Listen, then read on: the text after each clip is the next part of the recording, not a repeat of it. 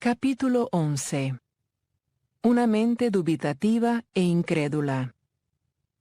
Hombre de poca fe, ¿por qué dudaste? Mateo 14, versículo 31. Y estaba maravillado de la incredulidad de ellos. Marcos 6, versículo 6.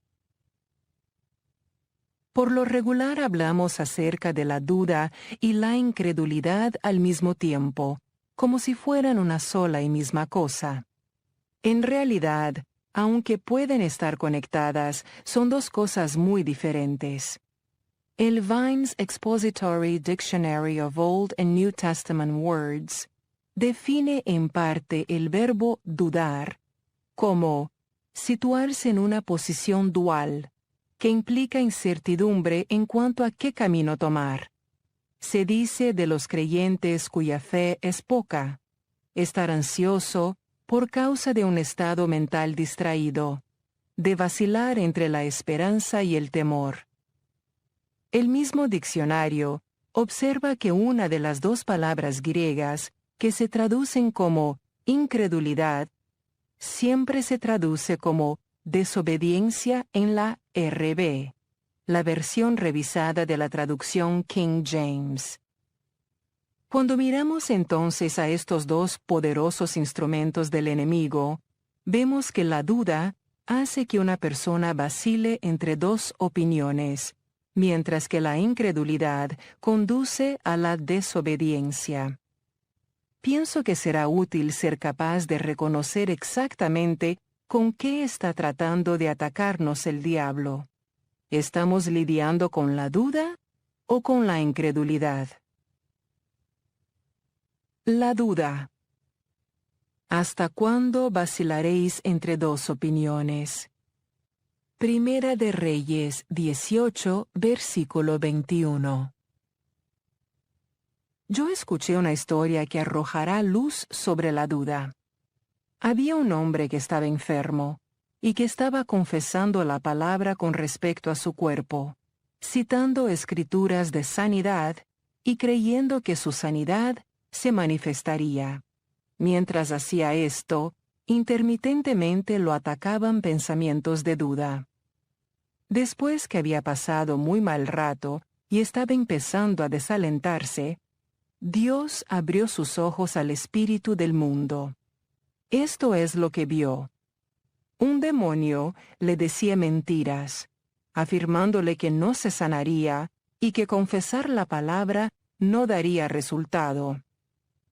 Pero también vio que cada vez que él confesaba la palabra, de su boca salía una luz como una espada, y el espíritu maligno se acobardaba y caía hacia atrás.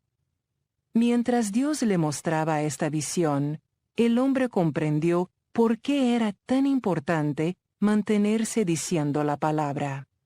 Vio que él sí tenía fe, que era por lo que el espíritu maligno lo atacaba con dudas. La duda no es algo que Dios pone en nosotros. La Biblia dice que Dios da a cada hombre una medida de fe. Romanos 12, versículo 3. Dios ha puesto fe en nuestro corazón, pero el diablo trata de negar nuestra fe atacándonos con la duda. La duda viene en forma de pensamientos que están opuestos a la Escritura.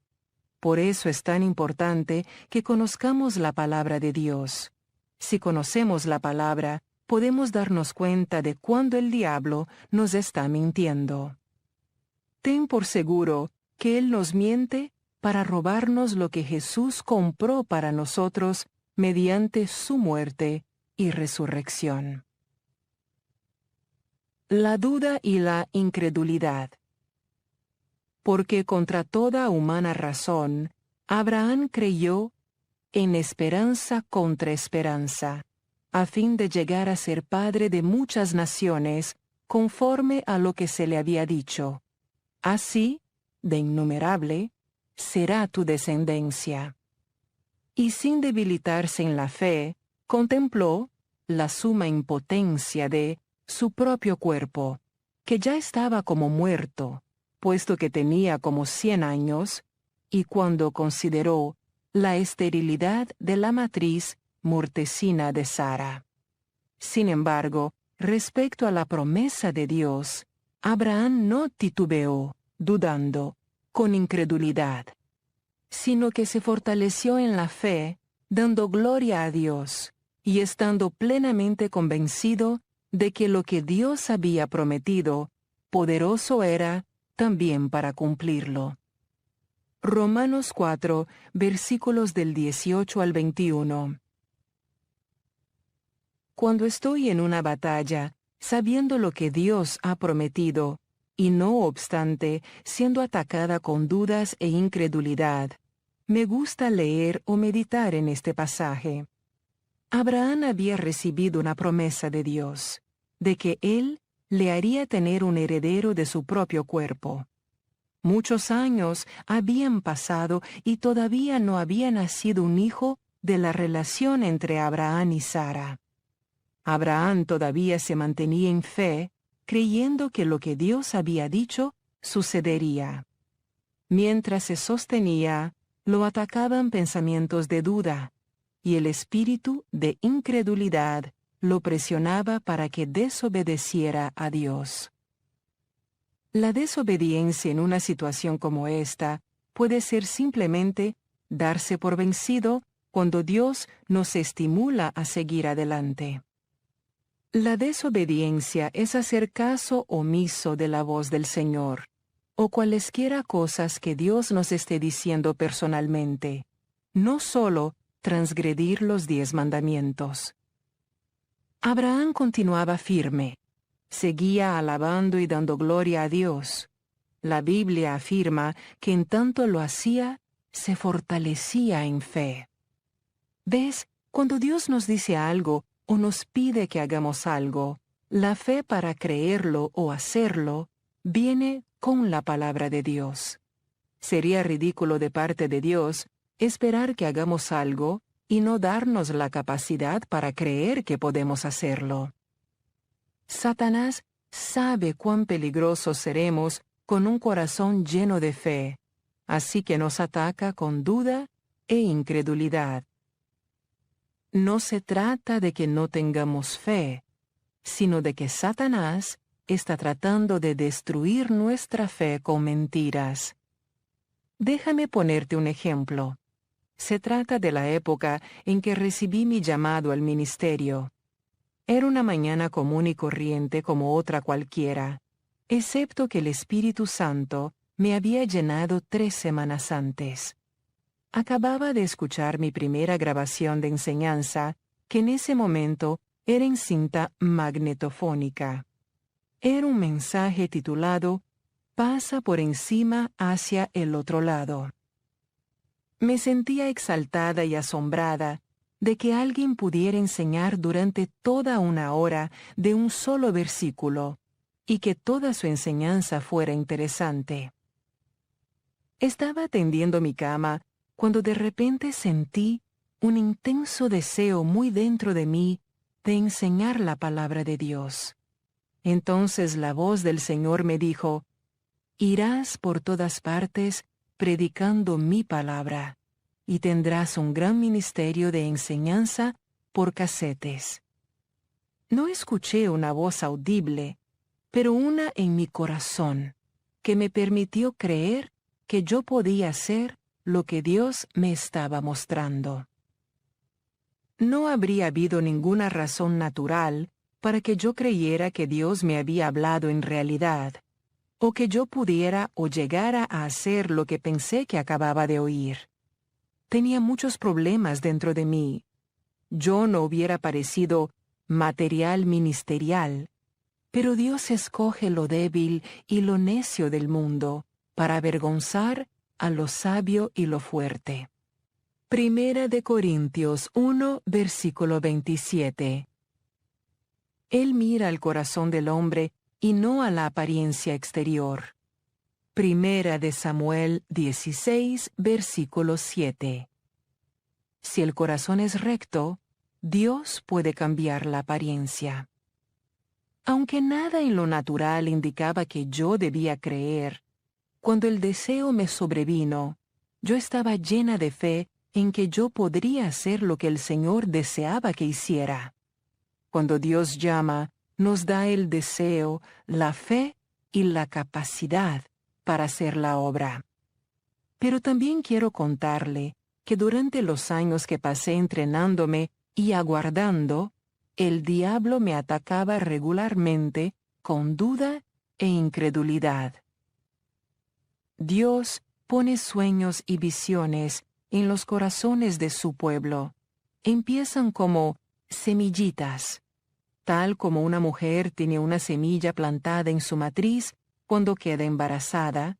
Así podemos decir que nos embarazamos de las cosas que Dios habla y promete. Durante el embarazo, Satanás se esfuerza duro para tratar de que abortemos nuestros sueños. Una de las herramientas que usa es la duda. La otra es la incredulidad. Ambas trabajan contra la mente. La fe es un producto del espíritu. Es una fuerza espiritual. El enemigo no quiere que tú y yo pongamos nuestra mente de acuerdo con nuestro espíritu. Él sabe que si Dios pone fe en nosotros para hacer una cosa, y somos optimistas y perseveramos en creer que realmente podemos hacerlo, le haremos un daño considerable a su reino. Sigue andando sobre el agua. Pero la barca estaba ya a muchos estadios. Un estadio es 1/8 de milla, de tierra, y era azotada por las olas porque el viento era contrario.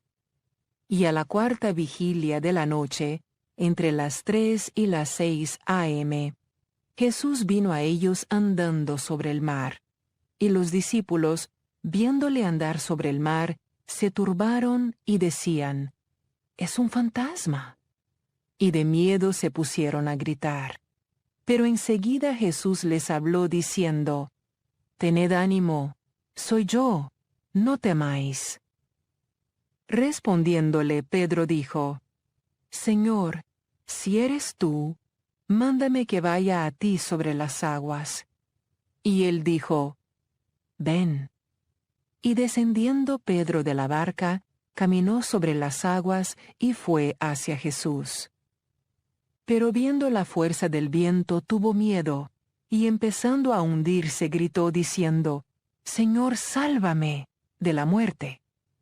Y al instante Jesús, extendiendo la mano, lo sostuvo y le dijo: «Hombre de poca fe, ¿por qué dudaste?». Cuando ellos subieron a la barca, el viento se calmó. Mateo 14, versículos del 24 al 32. Subrayé el último versículo porque quiero llamar tu atención al programa del enemigo esbozado en este pasaje. Pedro bajó de la barca, obedeciendo la orden de Jesús para hacer algo que él nunca había hecho antes. De hecho, nadie nunca lo había hecho excepto Jesús. Eso requirió fe. Pedro cometió un error. Dedicó mucho tiempo a observar la tormenta. Se asustó.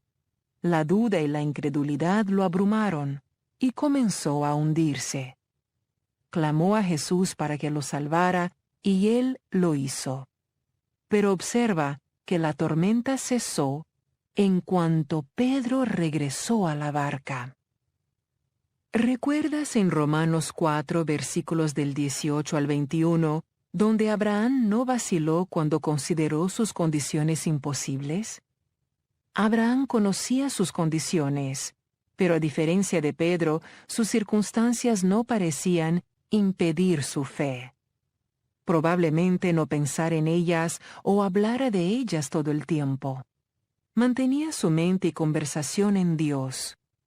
Tú y yo podemos estar conscientes de nuestras situaciones y, no obstante, mantener a propósito nuestra mente en algo que nos edifique a nosotros y nuestra fe. Es por eso que Abraham se mantenía ocupado dándole alabanza y gloria a Dios. Lo glorificamos cuando seguimos haciendo lo que sabemos está bien, aun en circunstancias adversas. Efesios 6, versículo 14, nos enseña que en un momento de guerra espiritual tenemos que ceñirnos el cinto de la verdad. Cuando la tormenta llega a tu vida, clava los talones, endurece tu rostro como una piedra y toma la determinación de permanecer fuera de la barca. Podemos decir, sal y quédate allí. Muy a menudo, la tormenta cesa en cuanto te das por vencido y retrocedes a lo que tú crees es un lugar seguro. El diablo provoca tormentas en tu vida para intimidarte. Durante una tormenta, recuerda que la mente es el campo de batalla. No tomes decisiones basadas en tus pensamientos o sentimientos, sino comprueba primero con tu espíritu. Cuando lo hagas, encontrarás la misma visión que estaba allí al principio.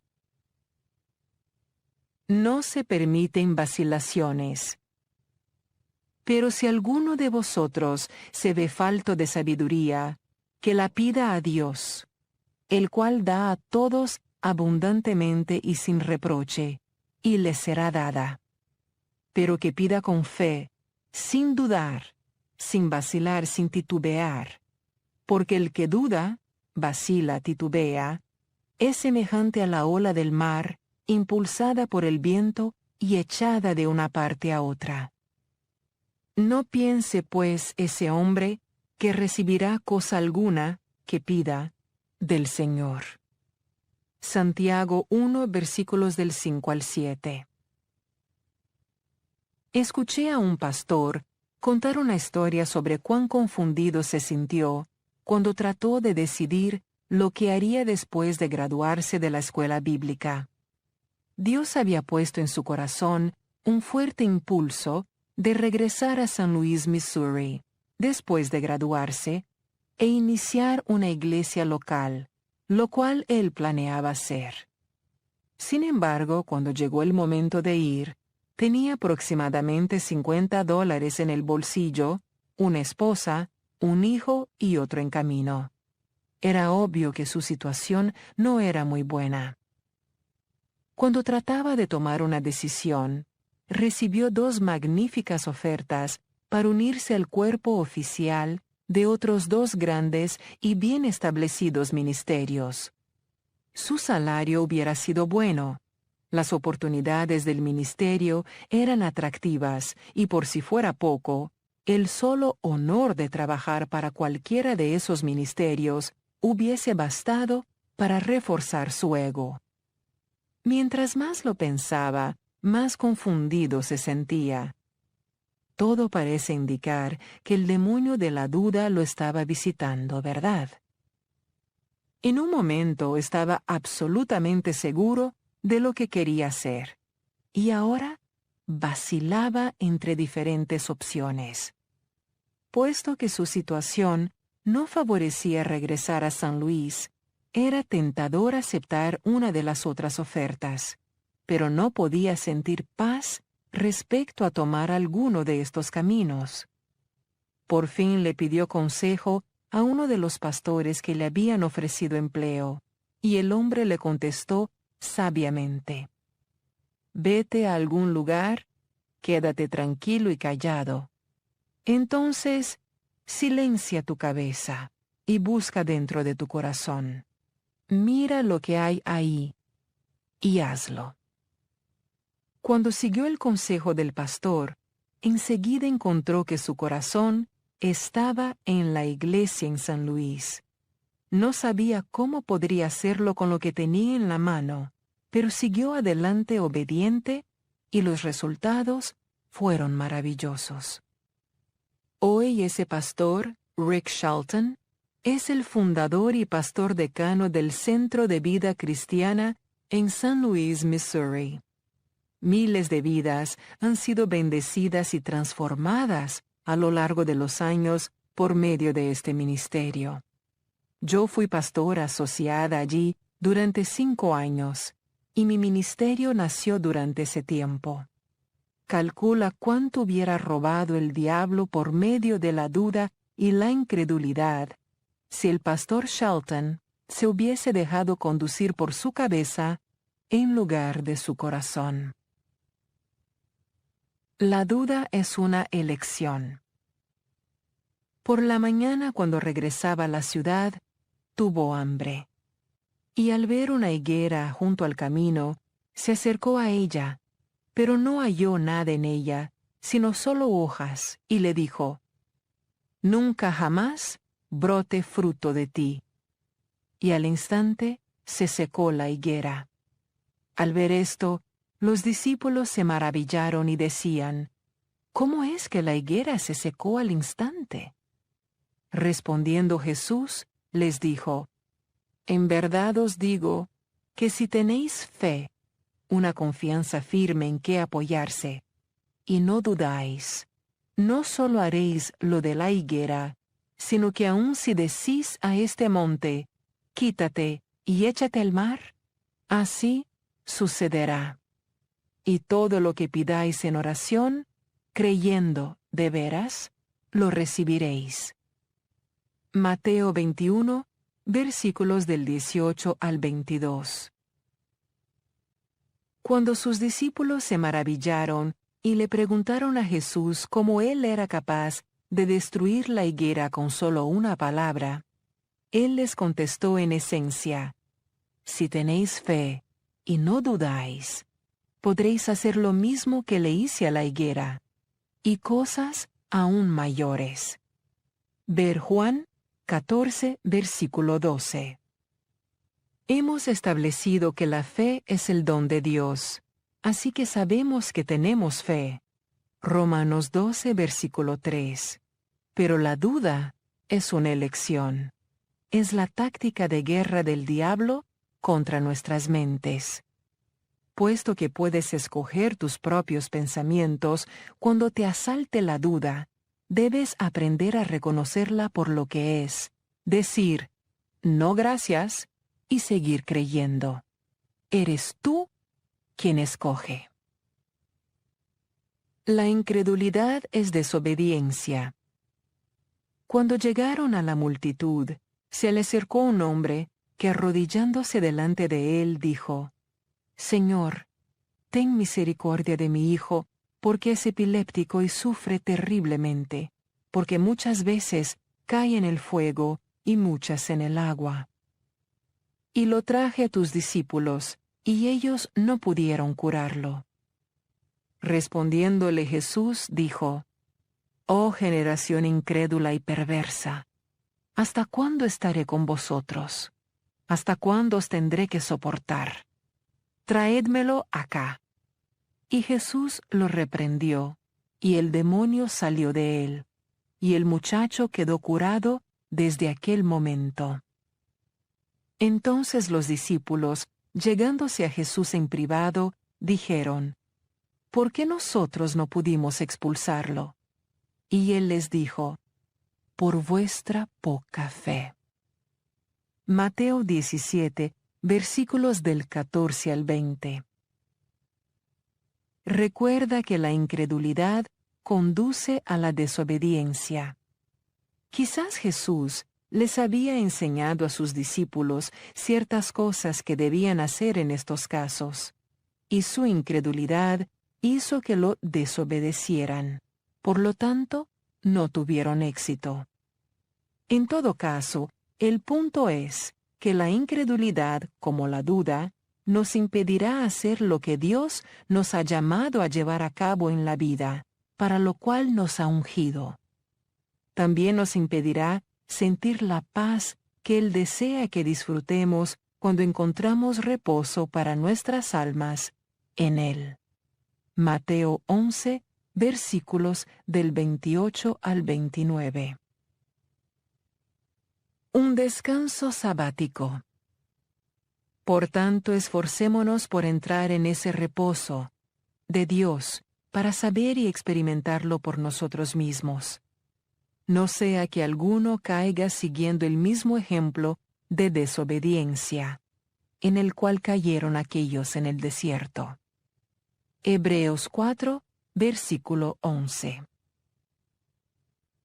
Si leemos todo el 4º capítulo del libro de Hebreos, encontraremos que habla de un reposo sabático que está disponible para el pueblo de Dios. Bajo el antiguo pacto, el sábado se observaba como un día de reposo donde el creyente puede permanecer. Bajo el nuevo pacto, este reposo sabático del que se habla es un lugar espiritual de reposo. Todo creyente tiene el privilegio de negarse a preocuparse o sentir ansiedad. Como creyentes, tú y yo podemos entrar en el reposo de Dios y quedarnos allí. Una observación cuidadosa de Hebreos 4, versículo 11, revela que jamás entraremos en ese reposo excepto creyendo y lo perderemos dudando y desobedeciendo.